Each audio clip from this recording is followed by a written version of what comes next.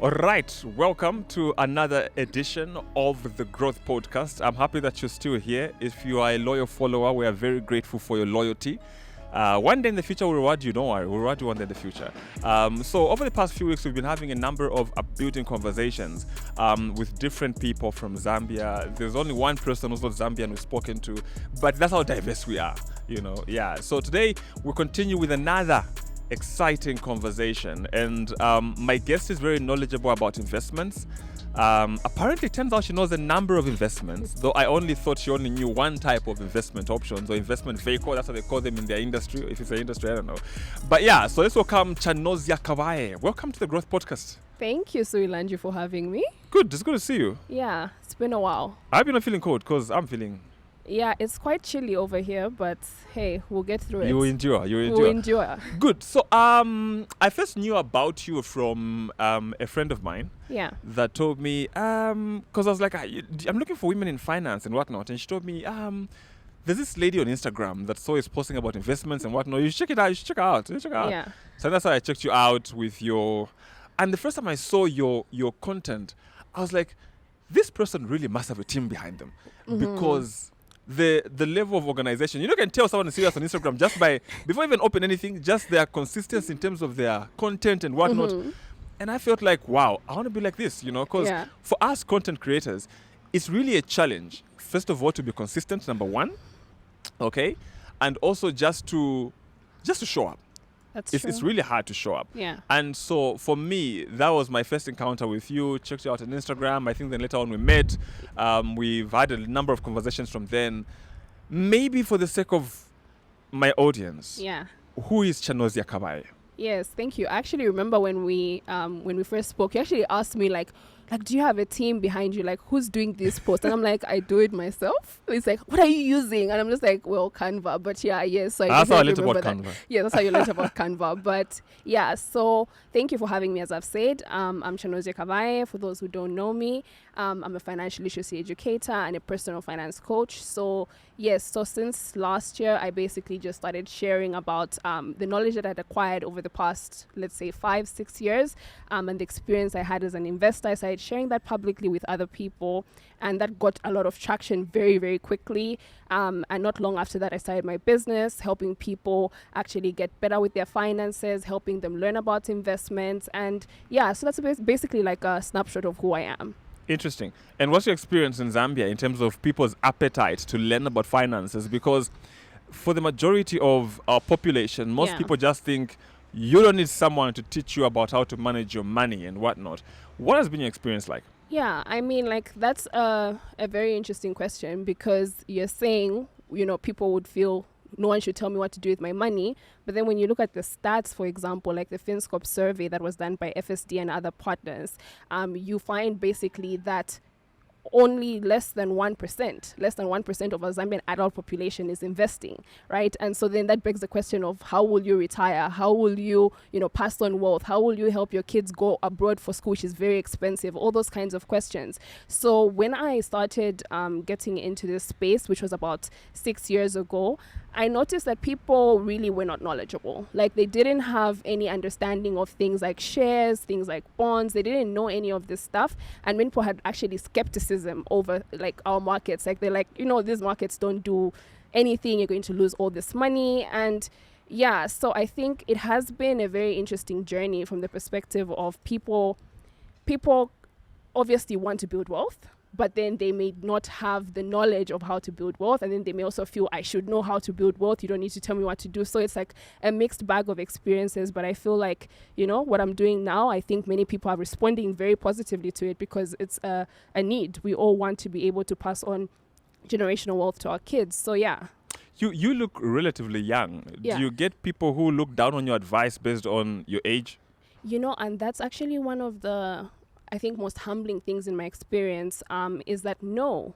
I think because when I came into this space, I knew exactly what I was talking about. This is not someone who's speaking from an academic book or, from head knowledge. It's like, no, this is something that I've experienced. Like, I know what the stock market looks like. I know what the bond market looks like. I know what these investments can do for you. So you would actually find that majority of my clients are older than me. Some of them as old as my parents, and they respect what I have to say, because at the end of the day, it's does she produce results? Like, will I actually be able to make money in this kind of investment? Do I actually get to know what she's actually talking about? So funny enough, no. People do get surprised when they hear I'm only 26, but in terms of respecting what I have to say, I think it has been quite good. Great. Now let's talk about like some of the investment options that are available. Yeah. Like I did say earlier, for the most part, I knew that you only propagated or championed stocks and shares. Yeah. Because I think I attended an event where you spoke very passionately about them. And then one time we had a conversation on ZNBC where you talked about the same thing. So in my head, I'm just thinking, okay, so she is a guru at this. Yeah. How do stocks and shares work? Yeah. Let's start there. Okay. I mean, before we even get to that, I want to explain how this whole, being the stocks lady came about, right? So I think because previously when I wasn't in Zambia, I was focused on so many different investments, the bond market. I was invested in other things, right? And I really wanted to get in the stock market, but I knew that it had the highest skepticism around it. And so what happened is when I came back home to Zambia from school, I was in South Africa for school. What I noticed was, I think if I could bring people along this journey of me, like I used to do these investments by myself, but like, let me actually maybe bring people along this journey of the stock market and like teach them along the way, even as I am also entering into the stock market. And I created a whole challenge around it, which was the 2021 shares challenge. And that's basically where all the traction came in of people getting into the stock market and people getting to see like, oh my goodness, the Luce actually ended up being the best performing stock market last year, not because of our participation, but essentially it was the best performing one. So basically, I think that's where the whole I'm interested in stocks only, but actually I do have a diverse portfolio. But yes, so for people who are interested in the stock market, I think the easiest way you can think about shares is that think of a business, right? A business is essentially a company that's producing goods and services to people, right? So when you're buying shares, you're actually buying part ownership of that business. So you become an owner, right? So you may not be able to own MTN outright, or you may not be able to own all these companies outright, but you can actually become a part owner by buying a share in that company. And how it works is that if you buy that share, for example, at a particular price, right? So all the companies that are listed on our stock exchange, which is the Lusaka Securities Exchange, all of those have a price. So as that company starts to perform over time, it starts to do all these things, go into different industries or maybe go into different products and services, that price starts to reflect that performance, right? And so you get to benefit that if you bought, for example, a company share at, let's say, 5 kwacha, and then over time it becomes 10 kwacha. If you sold that share, you basically made a profit of 5 kwacha. So that's essentially the basic of it. Or if a company maybe has produced profits in the year, what they could do is pay out what are known as dividends. So dividends are essentially just payouts to shareholders from the profits of that company. So if a company pays out some of those profits to you as a shareholder, you also get to benefit that way. So that's the basic idea of how shares work. All right. And run me through the process of how someone actually gets to own a part in a company. How does one buy shares? What is the procedure like? Yeah, so I mean, there are 2 main ways that you can actually buy shares in Zambia. So you obviously have what are known as brokers. So brokers are essentially just the middleman who buys and sells shares on your behalf, right? So we have a whole list of them. You can find them on the Luce website. I encourage people all the time to Google, right? Just literally Google right now, list of brokers in Zambia, and the list will come up on the Luce website. So you would contact a broker, open an account with them. They may have different opening requirements. Let's say some would say, for example, you need a minimum of 250 kwacha for you to invest with us. You need a minimum of 500 kwacha. So they may have different minimums, but at the end of the day, they all do the same thing for you. So you can use a broker, or you could also actually use what is known as the My Luce app. So the Luce actually last year released an app that can actually help you actually start buying and selling shares. So you can download that from your Play Store. You'd open an account there similarly, and then you can basically deposit your money and start buying and selling shares. Great. There is a myth that, okay, before I go into the myth, if I buy shares today, after how long, realistically, how long do I expect to start making money off those shares? Yeah, and that's a very good question. And I think that's a a fundamental question when it comes to investing, right? And I think people need to understand that when it comes to investments, we are trying to build wealth. Wealth is not built in one day. Rome was not built in one day, as the saying goes. It's similar with wealth. It's not built in one day. In fact, if someone is promising you that you will make money in a week's time, most likely that is a scam and you will lose money, right? And so similarly with the stock market, this is actually considered one of the longest term ventures. Why? Because it's very volatile in performance. So you'll find like I mean, maybe people may be more familiar with, let's say, the American stock market, right? Where you hear things like Tesla, the price of the share went up and then went down and went up and went down, right? So it's very volatile in the short run that you actually only see the massive gains in the long term. So we're talking 10, 15, 20 years. That's how wealth is built, generational wealth. So you have to be prepared that this is not going to be a one-day thing. You have to be consistent. You have to keep on investing for you to get to the millions that you want to be able to retire with. Okay, because when you mentioned that, I can imagine, because I've seen, I think, in movies where these guys are like, standing, looking at the screen, he's going up, he's on the phone, he's making phone calls and whatnot. Yeah. Is it as exciting in Zambia?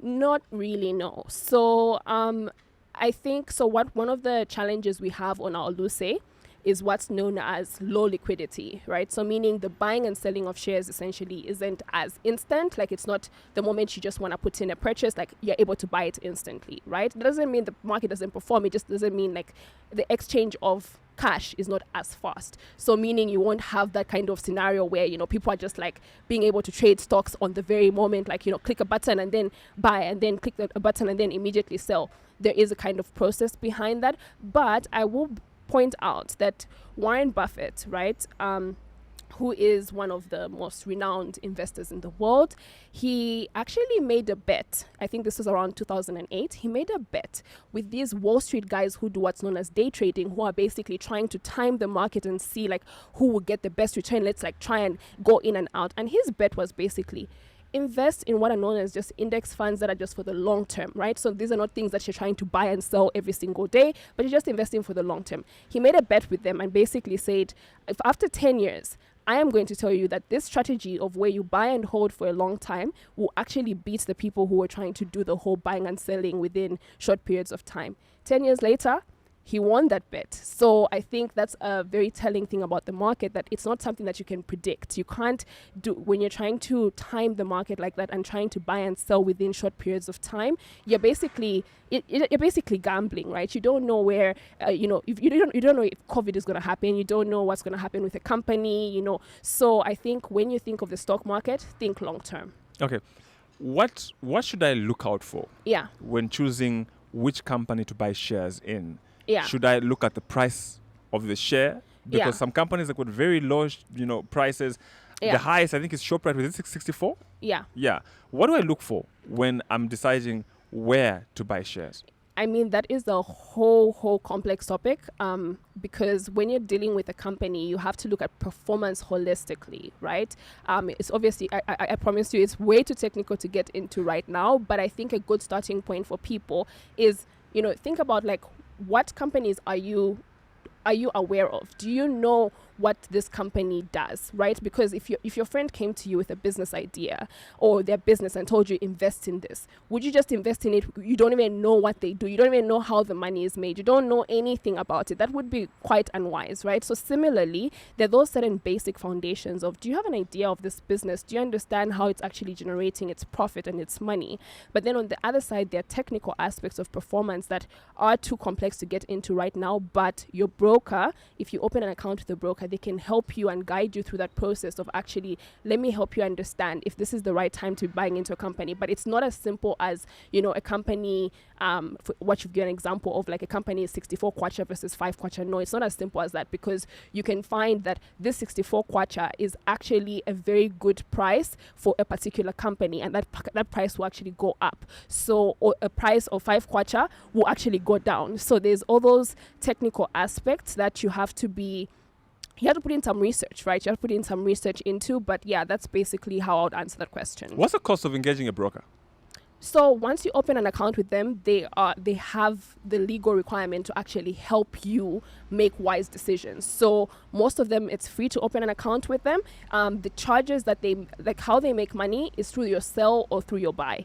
And the charges are really minimal. I mean, like they're about less than 1.5% of your transactions. So meaning, for example, you're investing 1,000 kwacha, only 1.5%, less than that, about 1.375 to be specific, is basically what they get charged for that. So on your side, you can be able to get that advice from them without a hefty cost. Okay. So from what I've picked up from what you're saying, Yeah.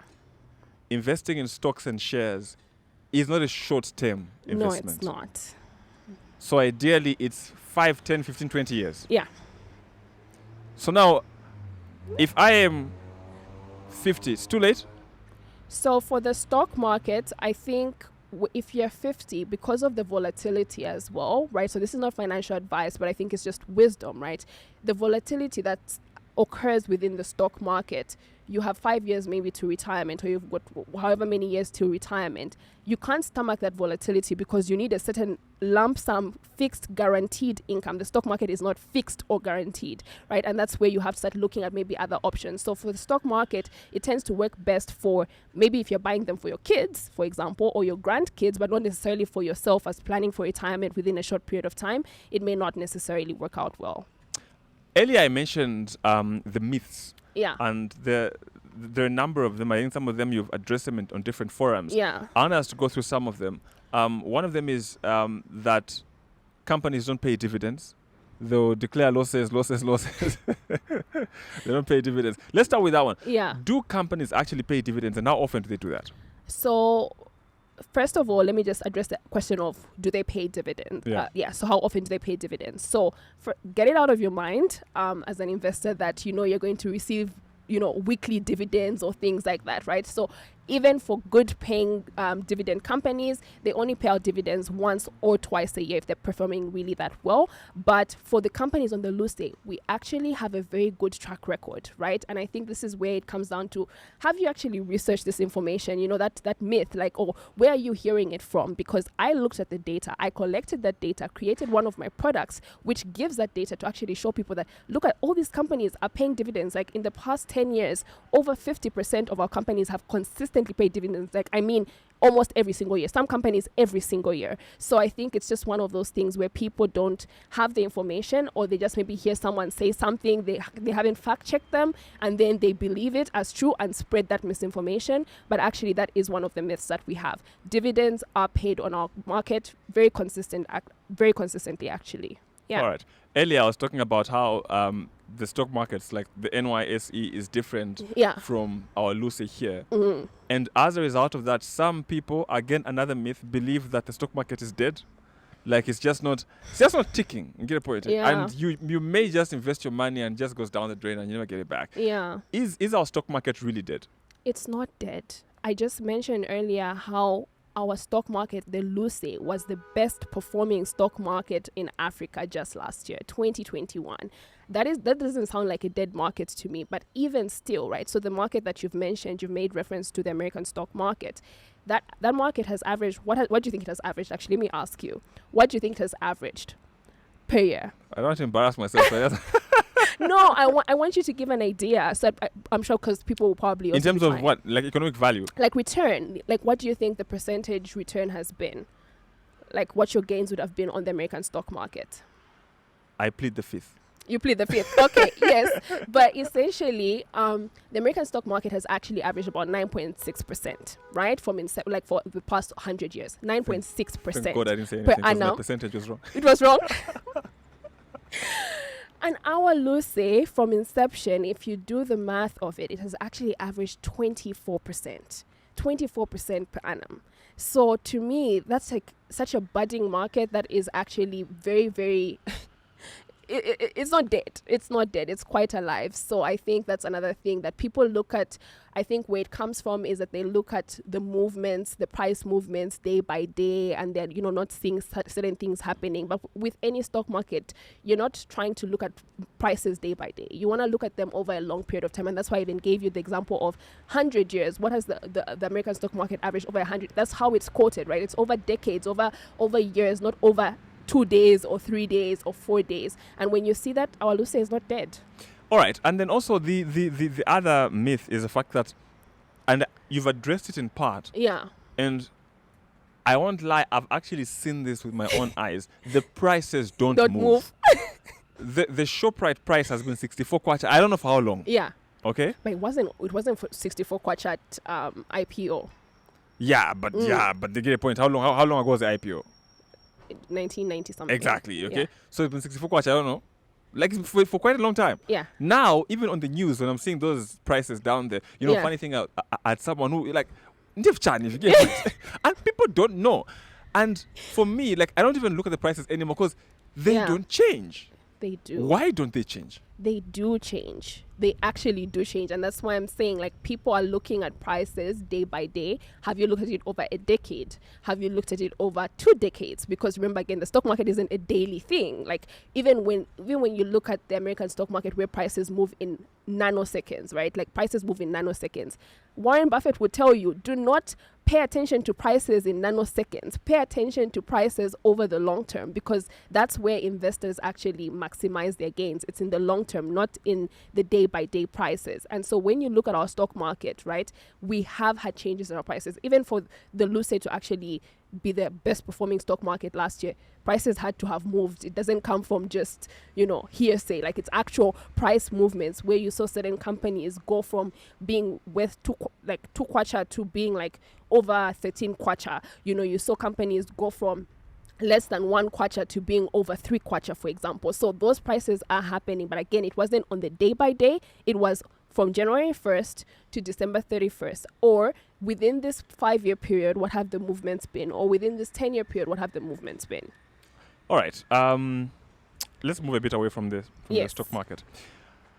Earlier, we were talking about some interesting posts you made in relation to our very own Zambia Kuchalo athlete who minted gold at the Commonwealth Games. First of all, run me through that content. Yes. So basically, right, obviously yesterday they had their event and he was given all these gifts from the different companies, the government and everything. And immediately I started receiving messages from clients and people like, Chano, this person actually needs to be able to manage his money well, because if there's one thing that many older people say when they think about their finances, I made a lot of mistakes, right? Like, I wish I handled money better. And when it comes to lump sums, I'm pretty sure many of us here, inclusive of our audience, have probably misused lump sums where you look back and be like, I could have used that money better. And suppose started reaching out to me and I'm like, you know what, let me make a post about it, just kind of telling him what I would do, right? So it's up to him to decide what he would do for himself, but also just letting him know of these different things. And I think the other thing that was driving me is this idea of, when it comes to specifically athletes, right? Or when it comes to people like, maybe let's say even like musicians, they have a very short window within which they will be having that spotlight and have an extreme earning potential, a very, very short window. And if they don't maximize on it, this is how you find the statistic that says over 78% of professional athletes go broke within 3 years of retiring. And this retirement for them isn't like in their 60s and like they retire quite early because they don't have, careers spanning 30 years, 40 years. So imagine you have earned multi-millions and millions of dollars, and then by the time you're 40, you're broke. That's a very sad story, right? And for me, that was the thing that basically drove me. Like, okay, people are telling me to actually post about this, and I decided to actually just give that breakdown of what would I do, right? What would I do if I receive this, given just my limited information of maybe his family and all those things? And I decided to put that out there just so that he can also start thinking about these things. And I would encourage anyone, especially young people who get certain opportunities in life where you're able to have lump sums of money. I mean, how many people get lump sums at 19, 20, 21? I'm like, he can be a millionaire by 25. That's an actual fact. And a millionaire that doesn't run out, right? So meaning this money can actually start giving you an income for the next 50 years of his life. But that comes with actually being financially disciplined, financially knowledgeable about all these kinds of investments that we're talking about. I mentioned shares briefly, but actually the majority of it was bonds. And some people were kind of skeptical about that because they're like, why bonds? Because, like, they're so low risk. And it's like, yeah, but when you have a lump sum that is coming for once in your lifetime, do you want to be risky with it when you don't even know what your future holds? Or do you also want to just be conservative and say, okay, I will diversify my portfolio? Because that's a very important part, right? You don't put all your eggs in one basket. You don't just go into a business. Someone has never done a business before. You just like, okay, all 693,000 of his money should go into a business. That's not wise. You know, like if he's never done this kind of business before and it fails, he will look back at that and say, I had an opportunity of a lifetime. I no longer have it anymore, right? And so that was basically the premise of the post, of helping him actually see that you have to look at different components, because there's also probably things like black tax, right? Many people will come to you and start asking you for help, and family members. And we can't forget that side of us as Africans, that you will have to help. So you have to encompass everything, not just get into, you know, excitement of like, let me just spend, or on the other side, let me not just go all into a business, or someone comes with a business opportunity and I go into it. I've never even heard of this business. So that's basically what happened earlier on today. And I think I'm hoping that at least not only him, but people who are paying attention in terms of how many lump sums have you received? People receive gratuities all the time. They receive all these kinds of lump sums from, oh no, we sold the property and everything. What do you have to show for it 5 years from now, right? I want people to start having a different story to tell. And so I think people need to start looking at things holistically, not just being excited over the fact that you've received a whole windfall of money. Wow. The bonds you've mentioned. Yeah. Most people now are a bit excited about bonds. Yeah. But I've come to realize most of them haven't really had a full working understanding of how the bonds work. Yeah. For the next few minutes that we have, maybe let's focus drive our conversation there. The bonds, first of all, let's assume that we're talking to people who have never heard of a bond before. In their life. Okay? Yeah. Because I've noticed sometimes we have very good information, but we fail to communicate it to people because we assume they know. They know. So we're starting from here because you have an idea, Yeah. How do bonds work? Yeah. So bonds, it's simply you lending money to the government. That is what a bond is. You are basically the government, you know, the way that's one of the ways they raise money. So they do it through taxes, but then they also borrow. And so they're basically borrowing from average investors like you and I, institutional investors. And so when you buy a bond, you're basically saying, I am loaning this to you, the government, for this period of time. So they've got different tenures. So you've got like 2 years, 3 years, 5 years, 7, 10, and 15. So I'm loaning this money to you for 2 years as an example.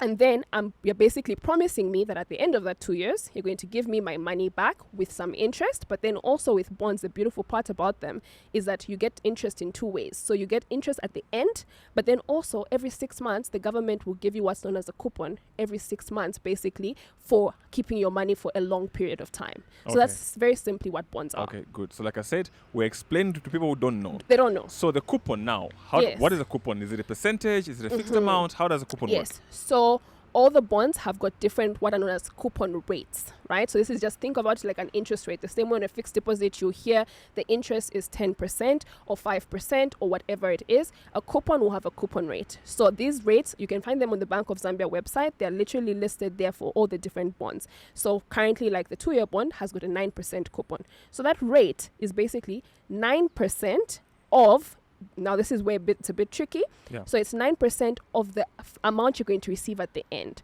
So you know how with most investments, you basically say, I have 100,000 kwacha to invest, right? And then they tell you if it's 10% of that, you're basically saying 10% of the 100,000 kwacha.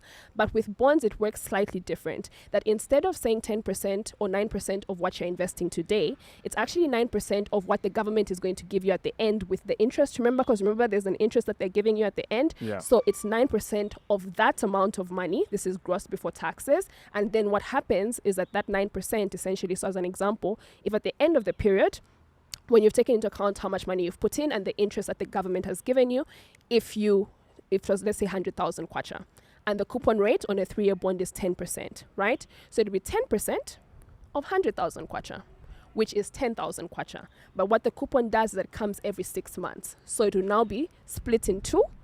5,000, 5,000. And then again in the second year, 5,000, 5,000. And then the third year, 5,000, 5,000. And then at the end, you receive the 100,000 kwacha. That's essentially a coupon. It's basically an interest rate, a fixed interest rate on the amount that you're going to receive at the end from the government. Okay, good. Let's work with a number. Yeah. So let's say I'm investing 50,000 kwacha. Yes. Okay. On, let's say 2 years. Okay. So it means that 50,000 kwacha is locked away for 2 years. It's locked away for 2 years. And what's the interest? So the coupon interest? Yes. So the coupon, so because remember I told you there are two interests. So there's the interest you're going to receive at the end on that 50,000. So let's say right now. It's a calculation because you have to work backwards. So I think probably you'd be maybe because it has to be in multiples as well. There's a bit of complex, but it has to be multiples of 5,000 or 5,000 or 1,000. So maybe about 55. Okay. So you get 55. So roughly, yeah. If I put 50,000 kwacha for 2 years. Yes. Together with the coupons I'll get in those 2 years and the actual interest, roughly how much does it come to? Roughly, so let's say 50,000. At the end, you get 55, right? Mm-hmm. But then now you're going to get the coupon interest. Remember the 9% on that 50,000. I mean, I don't have a calculator right now, but if 9% of 50,000 is probably about 4.5 or somewhere there, right? Yeah. So it's 4.5 plus 4, so 9,000 in a year. Yeah. No. 9% per year. So that's what I'm saying. You said 9% is about 4.5. Yes. Right? Yes. So it's 4.5? 4.5 every year. Every year. Yes. Gross before taxes. Okay. So in 2 years is 9,000. Yes. Plus the actual. Yes. Seems pretty good. Yes. So now, again, on the same bonds that you mentioned. Yeah. Well, there are bonds and then the treasury bills, which are more short term. Yeah, they're short term. The uptake for these, how is the appetite like in Zambia? So I think there's some recent reports recently of how it went down for a period of time. But I remember last year, actually, this is a very interesting story I like to tell, is that people don't even know that our bond market had some of the best rates in Africa just like 2 years ago, for example, and for a very long period of time, actually. And our rates were actually averaging in the 30% per year. And last year, obviously, as the new government was coming in, there was obviously a change in perception from investors, and the interest in our market became super immense, and there was this drive of demand, which obviously, if you understand economics slightly, you would recognize that obviously if more people are demanding something, then now what your return is going to be actually goes down. So I think we did see a period of people being super interested in bonds, but then now obviously even as the world is going into places of economic struggles and threats of recessions and things like that, so people's appetite is changing towards investments. But overall, I think it has been quite good for the past at least 2 years. Okay. From your experience as a financial literacy educator, what have you noticed that most people struggle with when it comes to finances? That's a very good question. I think a thing that they struggle with is just being disciplined, right? I think at the end of the day, when it comes to finances, you have to look at it like any other thing, like, for example, even physical exercise, right? Becoming fit. The assumption isn't that you're just born and you're you're perfectly fit and healthy and you always have a six-pack forever till the day you die.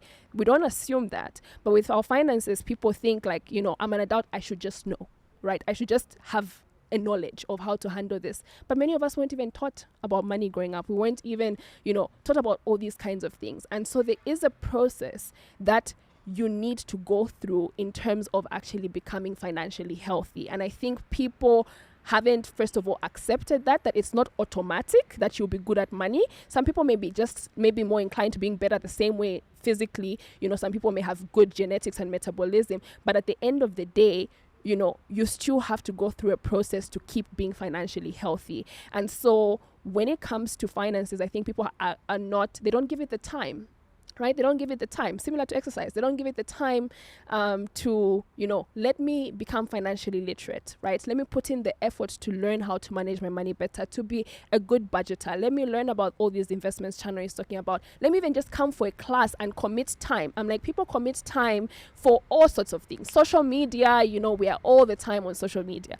But then just putting time to just Googling, what the listed brokers are, someone will be asking me. I'm like, you've Googled all the things that are happening with soccer. You've Googled all the things that are happening, but you just can't Google, what the brokers are, what your steps are. You can't come for a class and be seated and actually learn about these things. So I think it's the issue of just being disciplined, but discipline comes with actually engaging with something consistently and becoming better at it. I didn't come better at my finances just by osmosis. It took time. It took years of putting in the knowledge and the work for me to actually become good at what I do. So yeah, I think that's one of the things. For some people, they say that they're not really into financial literacy because they don't even have the money to express their financial literacy on, because most people are broke. Yeah. And if I'm broke, what is my business with financial? You get a point, eh? Yeah. So like, how then do you reason with people who think like that? Because some people genuinely would like to know how to manage finances. Yeah. But it's a question of how do you manage what you don't have? Yeah, and I think that's the interesting thing when it comes to finances, that many times it's actually a preventative measure versus a curative. So what I mean is, if you're going to wait for money to learn to be financially literate, you're already too late. If you're going to wait till you have a lump sum of money for you to know what investment options are, you're already too late. Money, in my experience, actually is attracted to people who have prepared for it, because I will give an example of myself.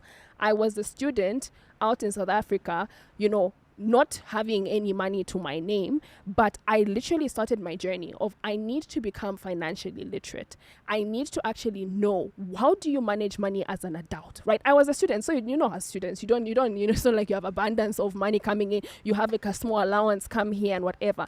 And so what happened is, when I started working, the very moment I started working in South Africa, I knew how to manage my money. And funny enough, life snowballs in such a way that then I get a scholarship, right? And a scholarship comes with a lump sum of money. It comes with a windfall of money. I start getting more jobs. That comes with more money.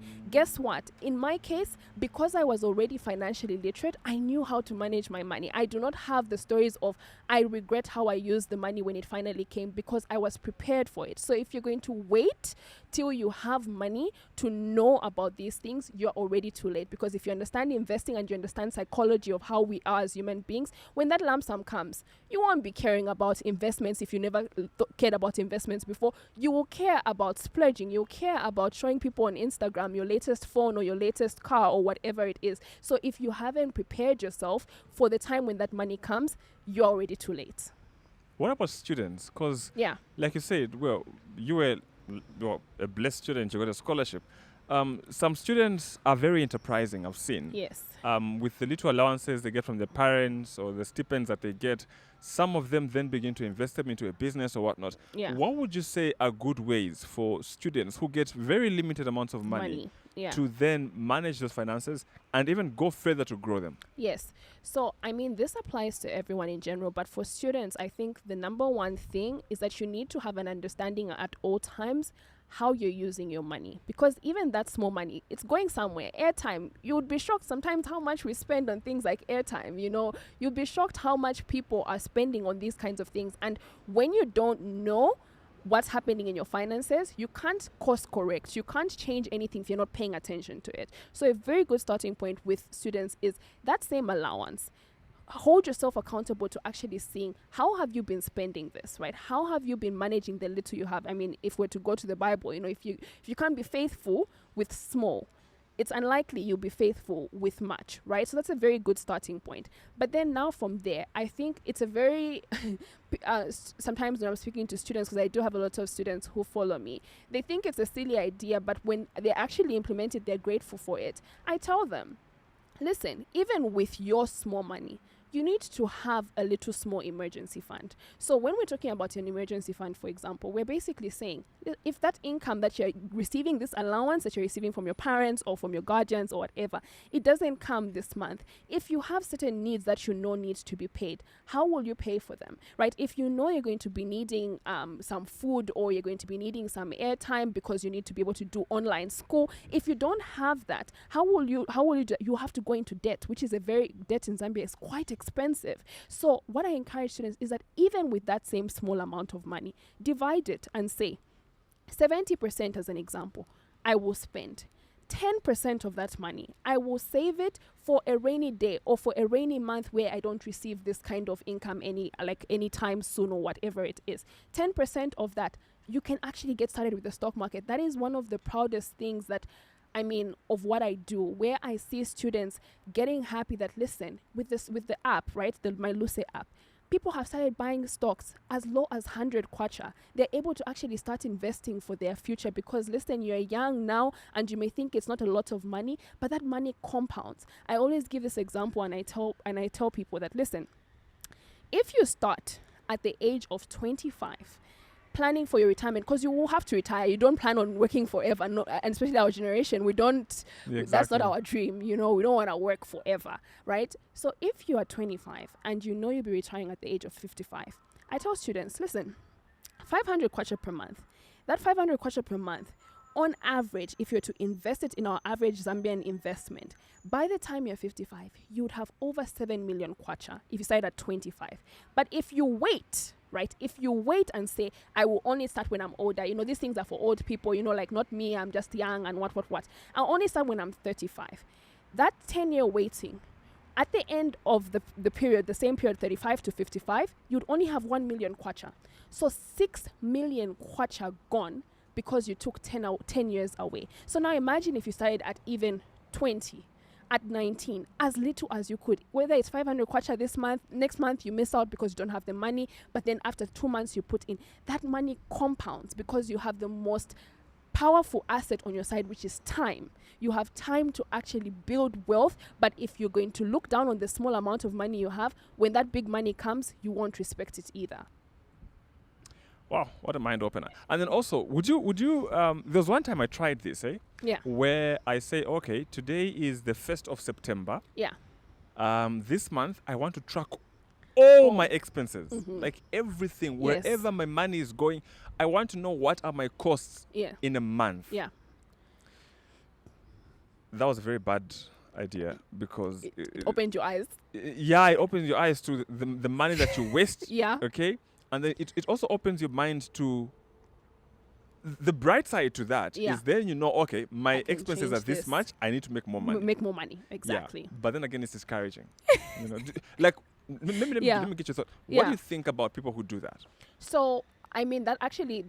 So remember we were talking about the whole idea of physical exercise, right? So you have to pull some weights, you have to do some, whatever, sit-ups, press-ups, all those kinds of things for you to keep fit. When it comes to finances, the things that you actually need to do to become financially fit, financially healthy, is the starting point, tracking your expenses. So exactly what you're talking about. It can be a very uncomfortable, very strange experience for people at the beginning, but I actually strongly recommend go for a good 6 months. Get to know yourself inside and out, because what you'll find when it comes to your finances is that they tell you a lot more about you than you sometimes even know about yourself. You get to start paying attention and seeing, like, do I actually really care about this? Why is my money telling me that this is the most important thing to me? Is this really what I want to be saying about myself? Because you can say all the time and say as much as you want, even as a Christian, I love God, I commit all this money to the church. But if you're going to track your expenses, and then we check and see, how often have you given?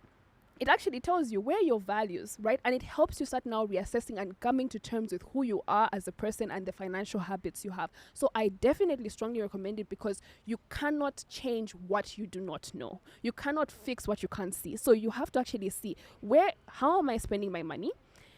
Is it how I want to spend my money, right? And then when you start now creating budgets, you are now creating them from a realistic standpoint. Because what people sometimes do, they'll just say, no, this month, I want to spend, only this amount. I want to save this amount. I want to this.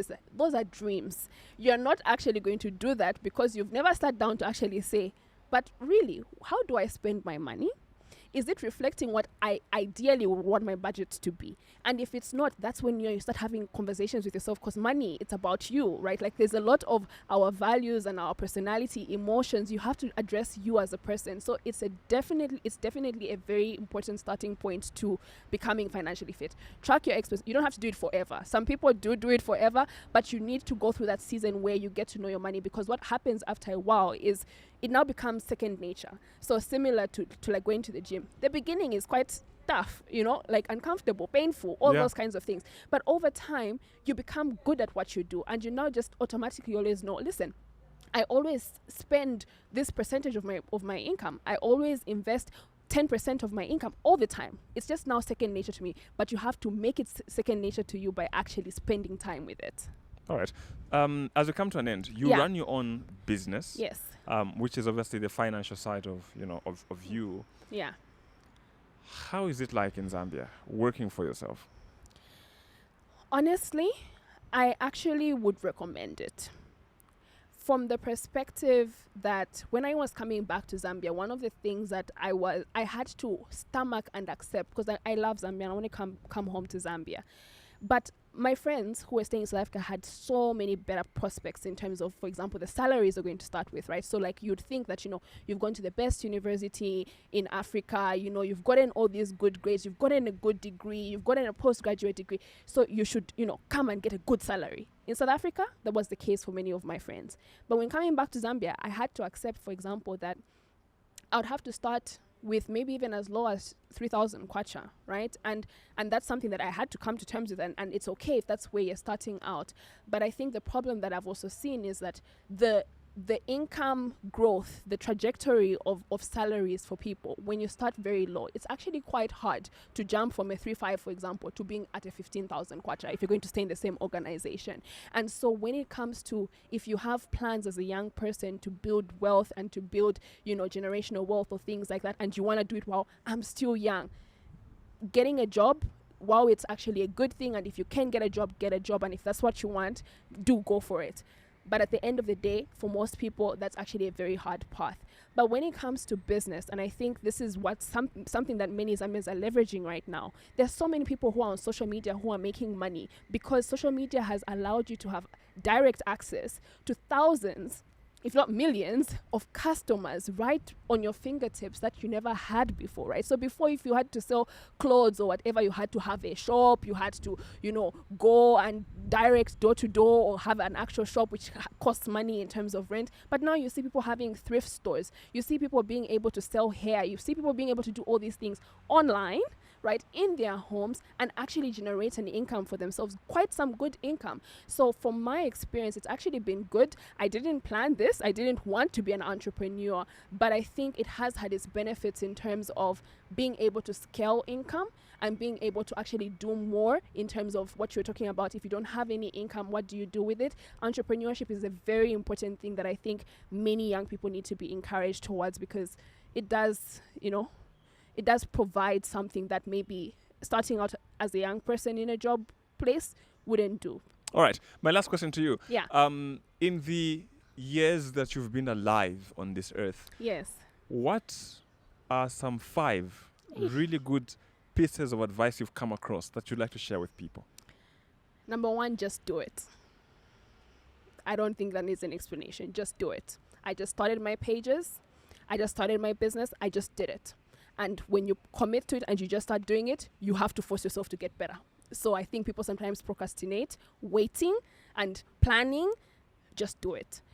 The second thing would be what Warren Buffett likes to say. He says, he gives this quote: I started investing in stocks when I was 11. And basically he says, I was wasting my life up until then. And the idea is, getting started in investing, it's always better to start now versus later. Because every single time when you look back at your story, you actually find that it's always better to have started today. 10 years ago was the first best time to have started investing. Today is the second best time. I think the third one would be always invest before you spend. So I have no problem with people wanting to enjoy themselves, wanting to enjoy their money and all of that. But the mistake people make is that they always have good intentions about saving and investing. But what ends up happening is you start spending first and things will start coming up. This uncle needs this, this. And at the end of the month, you have guilt because when you look back at your finances, you don't have anything to show for it, right? So instead, just set the amount of money for investing first before you spend. So that when you spend, guilt-free spending. Don't add emotional stress to yourself. Just save before you spend so that you can do all your spending without any guilt. Then the fourth, this is actually hard. The fourth. The fourth, I think, was this realization. I don't even think I was told this, but this realization that real estate is not always the best investment. And it's a very tricky one. I can't go into it now. Tell me about it. But Tell me about it. yeah, because Zambians, that's our Zambian dream, right? Yeah, and also not really to hang there. Yeah. But the truth is this, and maybe just to summarize the real estate debate. Yeah. You build a house, and it costs you, let's say, 500,000 kwacha. Yeah. And someone moves in their house, and they're paying you 2,500 kwacha. Yeah. After how long are you getting 500,000 500,000 kwacha? back. And on top of that, the expenses, no vapwanyika kuno, no the war this, the tenant moves out. Thank you. And then again, you not always have a tenant. No. COVID this happens. one, exactly. Someone moves out, 2 months no one is moving in. That's Yeah. lost income. Yeah. And then also, away from just, someone moves out and whatnot, there's all these costs associated with opportunity cost. I think that's Exactly. the great idea. You have to always consider when you're thinking of an investment, always think of opportunity cost. Opportunity cost is just simply, for people who don't know, it's basically the cost of the thing that you're foregoing. So when you choose to go into real estate, you're basically foregoing doing something else. So you need to weigh the cost of the other thing as well. So while you may be like, oh, I will be a landlord, I'll be this is that. That's great. But think about what actually the alternative would have been. And when you count all the costs of real estate compared to the costs of other investments like bonds, which are so passive as an example.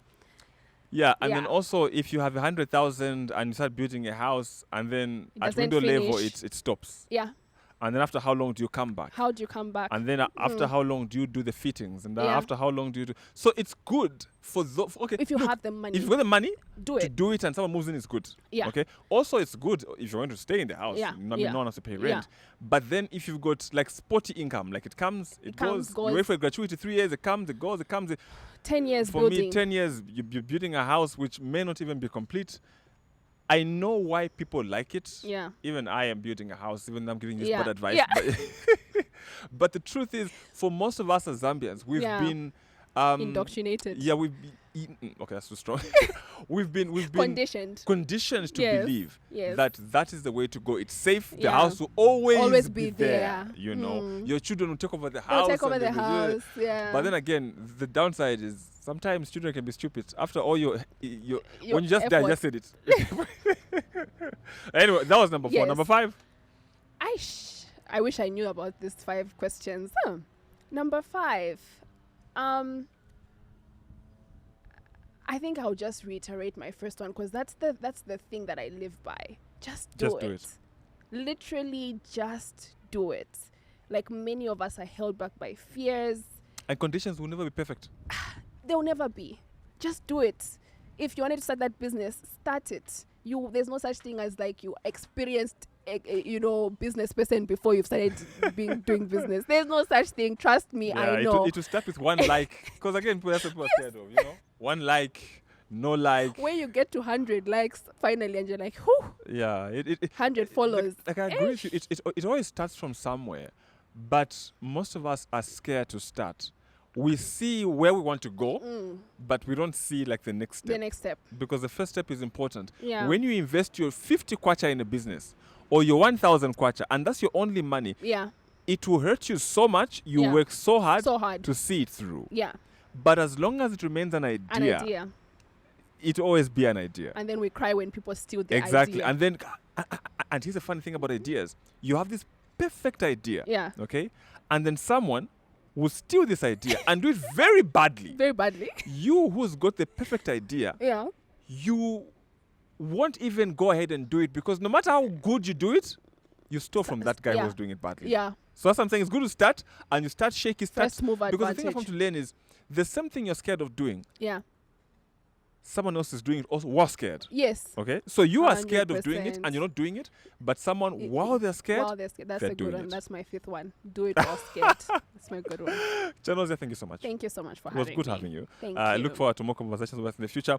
How do people reach you? Yes. So you can follow me on my Facebook, Instagram page, LinkedIn, Twitter, everywhere. I'm publicly available there. You can be able to find my pages, Chanozya Kabaghe or Miss Kabaghe on Instagram. And yeah, my details are there as well if you want to contact me over my services, my products, and all of that. How expensive are you? I'm not expensive at all. My next class is actually only 700 kwacha per person, and I teach you 4 days in depth about all these investments. I help you understand the pros, the cons, how you'd be able to look at them in context of each other: bonds, shares, treasury bills, unit trusts, real estate. We go into that and unpack the real cost of actually building in Zambia. We unpack all these investments together, and it's a group of like-minded people, and you're able to actually access that 700 kwacha only. Great, thank you so much. Are you on TikTok? No. Okay, we'll talk about that. Yeah. That was Chanozya Kabaghe. Obviously, you've heard, you can follow her on Instagram, LinkedIn, Facebook. On Instagram, I'm very sure it's Miss Kabaghe because, Yes. yeah, I know that.